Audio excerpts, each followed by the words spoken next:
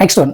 What is the maximum reach of the motion of the sun? The maximum reach of motion of the sun in northern hemisphere. Northern హెమిస్ఫియర్లో sun motion అనేది maximum ఎక్కడి వరకు reach అవుతుందని అడుగుతున్నాడు. Right, ఇక్కడ చూడు, northern hemisphere అంటున్నాడు. So ఇదంతా సౌత్, సో ఇదంతా నార్త్.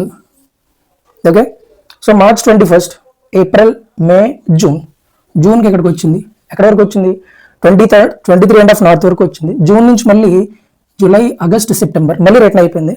సో 23.5 నార్త్ కంటే పైకి వెళ్ళలేదు ఇంకా. ఓకే, సో నార్థరన్ హెమిస్ఫియర్లో the motion of the sun maximum ఎక్కడి వరకు రీచ్ అవుతుంది, 23.5 నార్త్ వరకు రీచ్ అవుతుంది అనమాట. సో ఆల్రెడీ క్వశ్చన్లో నార్థరన్ హెమిస్ఫియర్ అని మెన్షన్ చేశాడు కాబట్టి మనకి ఏదైనా అన్వాంటెడ్ ఉంటే దాన్ని ఎలిమినేట్ చేయొచ్చు అనమాట. సో ఇక్కడ సదరన్ హెమిస్ఫియర్ ఇచ్చాడు, దీన్ని ఎలిమినేట్ చేసేది ఈజీగా. ఓకే, సో 66 వరకు వెళ్ళదు, 66 వరకు sun motion of the sun అనేది రీచ్ ఉండదు అక్కడికి. 35 కూడా కాదు, మాక్సిమం ఎక్కడి వరకు ఉంది ఇక్కడ, 23.5 నార్త్.